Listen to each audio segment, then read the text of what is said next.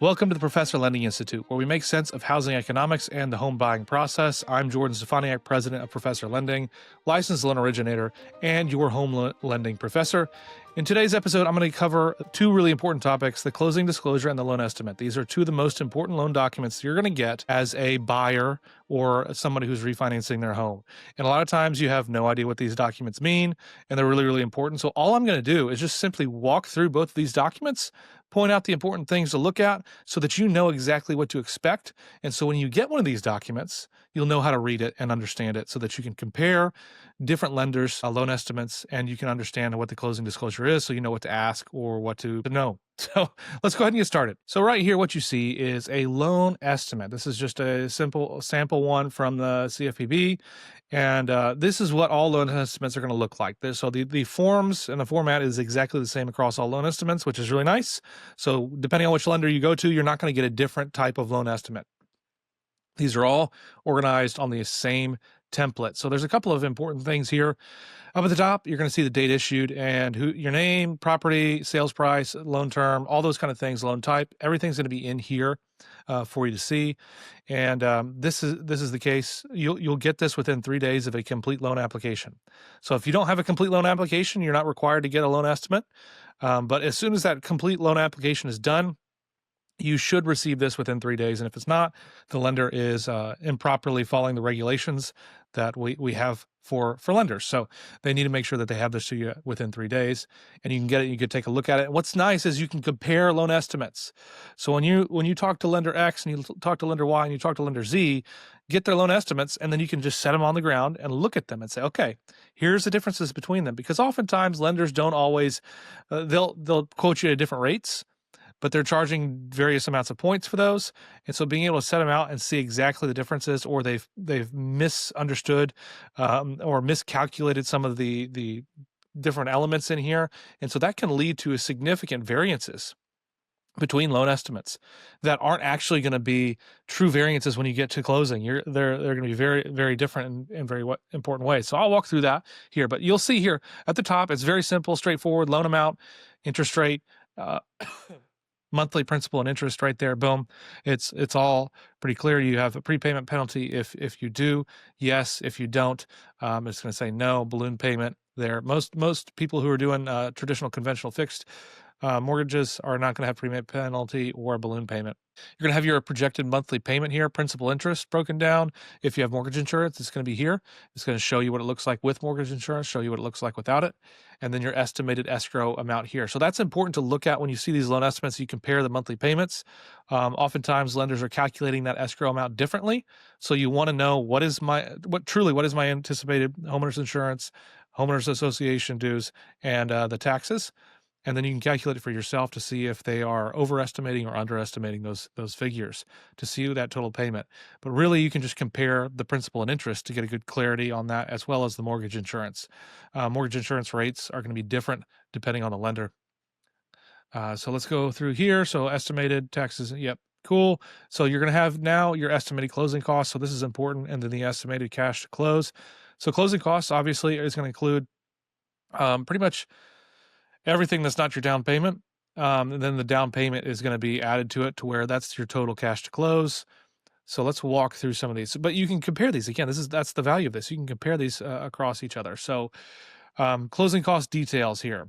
This is important. So in section A is going to be the origination charges, if there's an underwriting fee, if there's an application fee, if you're paying any points. So really what you want to look for especially is that percentage of loan amount points. If somebody quoted you at a 5% and another person quoted you at 6%, I'm imagining there's probably that 5% is probably charging you points to get down that 5%. Everybody has access to that 5%. It just costs money to get down to it. And somebody might say, look, I can give you 5%, but you don't notice until you get the loan estimate that, oh, that 5% costs $4,000 or $5,000. Actually, these lenders have the exact same rate. They both offer a 6% at no points. They both have a 5% at 1 point or whatever it is. And then you could say, okay, now there's actually no substantial difference in the rates between these things. This is where online stuff will get you in trouble. Bankrate, OwnUp, all these different places. We're like, oh, you can find the best rate. You go on there and you look what you find. As soon as you get on there, go to Bankrate, whatever you want, click on the mortgage rate, 30-year fixed, you're going to see rates 5.5, 5. but it's charging 1.5 to 2.5 points. They're showing these you much lower rates than what the market is. So depending on when you're watching this video, maybe that's low, maybe that's high. But right now, that's what a 5.5 or 5 would be really low. And they're charging you points to get that. They're charging you 10 grand, 15 grand. It's you have to click over and click on that and see it to understand what that is. But you might assume like, oh, I can actually get a much lower rate here, but you actually can get the same lower rate with X lender over here, who's just being more forthright in how they describe these things. So continuing on here, so that's the loan cost. You want to look there. Then you have the services you cannot shop for. So appraisal fee, credit report fee, flood fees, all these sort of things. These are going to be standardized across everybody. This is going to be the same amount across everybody there for these things. You can't shop for it. It is what it is. Services you can shop for, like inspection fees. If you did a survey, obviously that's your choice. And then title work, settlement agent fees. A lot of times these are going to be estimated because they may not know who your settlement agent is, or they may not have the fees associated with that settlement agent. So these can shift a little bit. Once some of these are disclosed, they cannot change. So like if they disclose this amount, they were giving you a, what is this, 3.875, and it was going to cost you $405. They can't then later on say, oh, actually, that was an accident. It's supposed to cost $1,500. I plugged it in wrong. Nope. You disclosed it this way, so that's how much you're going to pay for it. So you got the lender got the short end of the stick in that case. They wrongly disclosed it. But some of these, like this is not them. So depending on what is disclosed may not totally match. So there's 0 tolerance fees, there's 10% tolerance fees. So there's different sorts of fees that can be within a range. Then you have taxes, recording fees and other taxes, transfer taxes. They go in there. And then you have this section F, prepaids. This is your homeowner's insurance, mortgage insurance premium, and then any property taxes.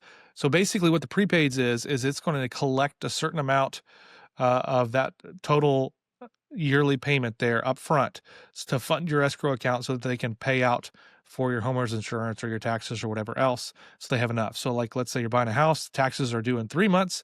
They're going to have to collect 9 months worth of monthly payments for that up front because you're only going to get those 3 months the normal payments towards it. So you need to have enough to be able to fund that escrow account up front. So this isn't like really like this is part of closing costs. It's not like money you're spending that you're not like, it's not like it's going to your homeowner's insurance one way or another. So I don't view the prepaids as like true costs as part of the, like, I don't view them as loan costs, if that makes sense.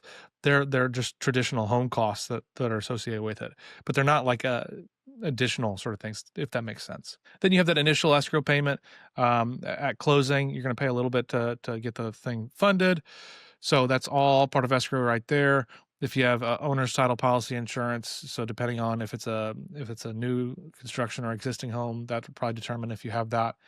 And that's pretty much it for the most part. You're going to have a couple of other costs in here. That could be like real estate agent fees or things like that would go in this section. But obviously, normally loan estimate time, you don't know those things, so they may not be listed. And then you're going to have the figures put down here, where you have total closing costs, all that stuff. Down payment funds the borrower, deposit, everything. It goes there. The APR, and everything related to that. So that's the loan estimate. I think it's pretty straightforward. They're all the same. You can just set them side by side to track others. What I need to show you now is the final closing disclosure. So this is going to look almost the same. That first page is going to look almost identical, the closing disclosure. So you're going to be able to be familiar with this and see exactly what you need to do. Closing costs, cash to close, all that stuff is in the same spots on this first page. The second page is going to look a little bit different, but it's the same basic setup. You're going to still have those loan costs here, the points, the application fee, the underwriting fee. What you see here now, though, you've got a couple columns where it's either paid by you, the borrower, paid by the seller who's selling the home, or paid by someone else. And you could see if it's paid at closing or before closing in different columns. So like appraisal fee is traditionally going to be paid by the borrower before closing. Here they've got listed paid by others. I don't know who's paying for it. Maybe grandma. I don't know. But the point is, usually it's going to be in that bucket there. Credit report fee could be paid before closing. Usually it's paid at closing. But all this stuff is going to be in here. So you can clearly see, okay, these are the fees, and you can compare to make sure that's the exact same between the two things if they disclosed one thing and it's accurate. Same structure here. So it's pretty straightforward. You can check that section A is important. Obviously, I mean, all the sections are important. You're paying money, but this will all be firmed up so where you can see it. Then the other costs, recording fees, transfer taxes, and prepaids, initial escrow. This stuff should be accurate by this point to where you can obviously see it. And then you've got the other things in here, HOA type stuff, inspection fees, real estate agent commissions. Plugged it all in there, and you're going to be able to see the totals here.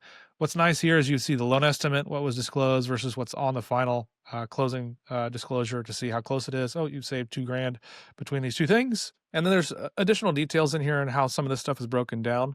But really, what you care about is this first page, this second page, and then right here at the top of the third page to see what you're bringing to closing to make sure it all looks right and is accurate. I like these forms. I think they're pretty clear, and I think they make sense personally.